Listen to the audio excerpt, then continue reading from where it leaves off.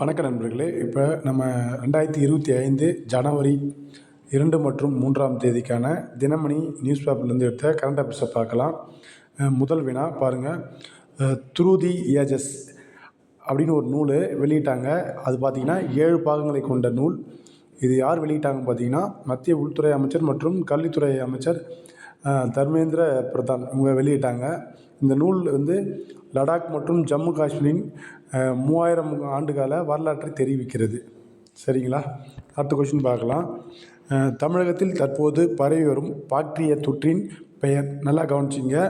Bacteria தொற்று இதுக்கான answer பார்த்தீங்கன்னா ஸ்கரப் டைபஸ். அடுத்தது 3வது வினா. தேசிய மகளிர் ஆணையத்தின் தற்போதைய தலைவர் விஜயா ரதாத்கர். ஏன் இந்த கொஸ்டின் இப்போ முக்கியத்துவம் பெறுதுன்னா, இப்போ அண்ணா யூனிவர்சிட்டியில் அந்த பாலியல் பலாத்காரம் நடைபெற்றதில்லை, அவங்க என்கொயரி பண்ணாங்க. ஓகேவா?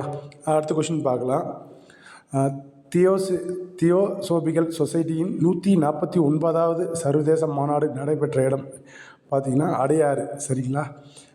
தியோசோபிகல் சொசைட்டினா தெரிஞ்சவங்க அதை கமெண்ட் பண்ணுங்கள்.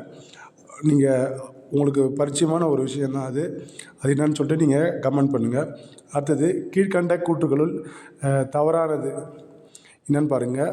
டி குகேஷ் தயான்சந்த் கேல் ரத்னா விருது இப்போ இந்த வருஷம் கொடுத்துருக்காங்க, அது கரெக்டு தான். அடுத்தது மனிஷா அர்ஜுனா விருது அவங்க வாங்கியிருக்காங்க, கரெக்டு தான். அதுக்கடுத்தது பார்த்திங்கன்னா துளசி மதி அர்ஜுனா விருது வாங்கியிருக்காங்க, அதுவும் கரெக்டு தான். நித்யஸ்ரீ அர்ஜுனா விருது வாங்கியிருக்காங்க, அதுவும் கரெக்டு தான். சரிங்களா? இவங்க எல்லாமே தமிழ்நாட்டை சார்ந்தவர்கள். அடுத்தது 6வது வினா. இந்தியா எந்த ஆண்டை பாதுகாப்பு சீர்திருத்த துறை ஆண்டாக அறிவித்துள்ளது? 2025. இதற்கான நோக்கம் பார்த்திங்கன்னா முப்படைகளிலும் நவீன தொழில்நுட்பங்களை புகுத்துவது தான் இதன் ஒரு முக்கியத்துவம். சரிங்களா? இதுக்கு அமைச்சர் பார்த்திங்கன்னா நமக்கு தெரியும், ராஜ்நாத் சிங், இராணுவ அமைச்சர். அடுத்தது தற்போது ஜனவரி 15ஆம் தேதி இந்திய கடற்படையில் சேர்க்கப்பட உள்ள கப்பல்களுள் பொருந்தாதது எது? மொத்தம் 3 கப்பல்களை சேர்க்குறாங்க. ஒன்று சப்மரைன், 2 போர்க்கப்பல். சரிங்களா? ஒன்று சூரத், இன்னொன்று வாக்ஷி, நீலகிரி. இதில் வாக்ஷி தான் நீர்மூழ்கி கப்பல், சூரத்தும் நீலகிரியும் போர்க்கப்பல். அடுத்து பாருங்கள். 8வது வினா.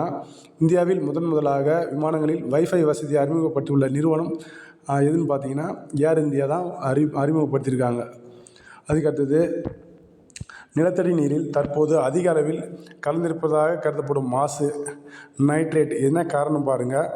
விவசாயத்தில் அதிக அளவில் நைட்ரஜன் உரங்கள் பயன்படுத்துதல், கால்நடை கழிவுகளை சரிவர பராமரிக்காதது, நகரமயமாக்கல் ஆகியவை காரணங்களாகும். சரிங்களா? இப்போ இதில் விழுப்புரம் மாவட்டத்தில் தான் அதிகமாக இருக்குதுன்னு சொல்லிட்டு மத்திய நிலத்தடி நீர் ஆணையம் தெரிவித்துள்ளது. அடுத்தது 10வது கொஸ்டின் பாருங்கள். இந்தியாவிலேயே உடல் உறுப்பு தானத்தில் தமிழகம் முதலிடம் வகிக்கிறது. கீழ்காணும் கூற்றுகள் சரியானது எதுன்னு கேட்டிருக்காங்க. 2024 268 பேரின் உடல் உறுப்புகள் தானமாக பெற்று 1500 பேருக்கு வழங்கப்பட்டது. இது சரி. அதுக்கடுத்து பாருங்கள். உடல் உறுப்பு தானத்தில் ராஜீவ்காந்தி அரசு மருத்துவமனை முதலிடம் வகிக்கிறது. இதுவும் சரி. கிட்டத்தட்ட 228 பேர், மொத்தம் 28 பேர் உடல் உறுப்பு தானம் செஞ்சுருக்காங்க இந்த ஹாஸ்பிட்டலில். அடுத்தது மூளைச்சாவு என்பது அறிவியல் பூர்வமாக நிரூபிக்கப்பட வேண்டும். இதுவும் சரிதான். சரிங்களா? அடுத்தது மத்திய பிரதேசத்தின் போபாலில் யூனியன் கார்பைட் பூச்சிக்கொல்லி தயாரிப்பு நிறுவனத்தில் விஷவாயு கசிவு ஏற்பட்டது. என்னைக்குன்னு கேட்குறாங்க.